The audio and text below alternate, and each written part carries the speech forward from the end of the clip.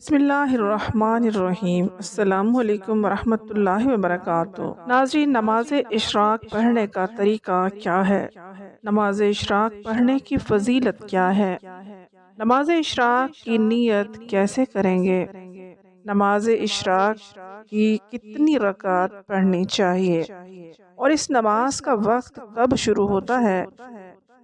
ان سب کے بارے میں جانیں گے، تو چلیے ویڈیو شروع کرتے ہیں۔ ناظرین، نماز اشراق پڑھنے کی فضیلت کیا ہے؟ حدیث پاک میں ہے کہ جو شخص فجر کی نماز ادا کرنے کے بعد اسی جگہ بیٹھا رہے اور سورج نکلنے کے بعد وہ 2 رکعت پڑھے تو اللہ رب العالمین اس شخص کو ایک مقبول حج اور ایک مقبول عمرہ کا ثواب عطا فرماتا ہے۔ کتنی بڑی فضیلت ہے نماز اشراق پڑھنے کی۔ نماز اشراق پڑھنے والے کو ایک مقبول حج، مقبول عمرے کا ثواب حاصل ہوتا ہے۔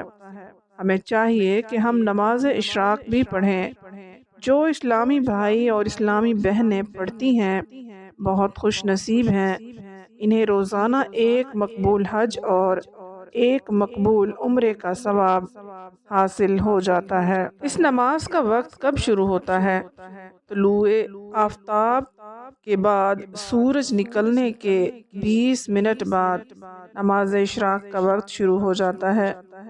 آپ نماز اشراق پڑھ سکتے ہیں، یعنی فجر کی نماز ادا کرنے کے بعد آپ اسی جگہ بیٹھے رہیں، ذکر و اذکار، قرآن مجید کی تلاوت، تسبیحات وغیرہ پڑھتے رہیں۔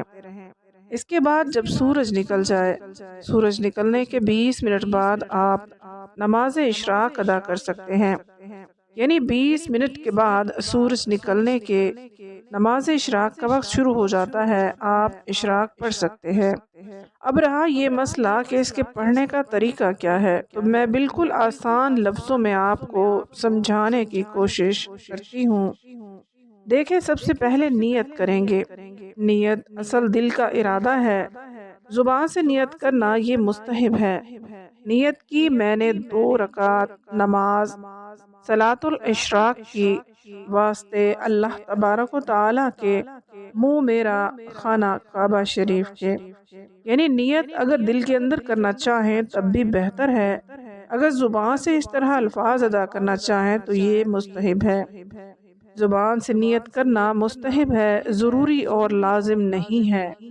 نیت کرنے کے بعد اللہ اکبر کہتے ہوئے ہاتھ باندھ لیں گے۔ سب سے پہلے ثنا پڑھیں گے، ثنا پڑھنے کے بعد پھر اعوذ باللہ، پھر بسم اللہ، اس کے بعد پھر سورہ فاتحہ پڑھیں گے۔ پھر جو سورت آپ کو آتی ہے وہ سورت پڑھیں گے۔ اس کے لیے کوئی خاص نہیں ہے کہ یہ سورت خاص ہے، اس کے لیے پہلی رکعت میں فلاں سورت پڑھیں گے، دوسری رکعت میں فلاں سورت پڑھیں گے، ایسا بالکل نہیں ہے۔ جو صورتیں آپ کو یاد ہیں ان میں سے ایک سورت آپ پہلی رکعت میں پڑھ لیں اور دوسری رکعت میں دوسری سورت پڑھ لیں۔ اگر ایک ہی سورت دونوں رکعت میں پڑھنا چاہتے ہیں تو پھر بھی کوئی حرج نہیں، نماز آپ کی بالکل درست ہے۔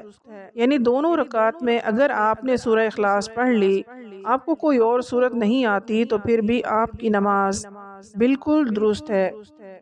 سورہ فاتحہ کے بعد کوئی سورت ملائیں گے، رکوع اور سجود کے بعد یہ ایک رکعت ہماری مکمل ہو جائے گی۔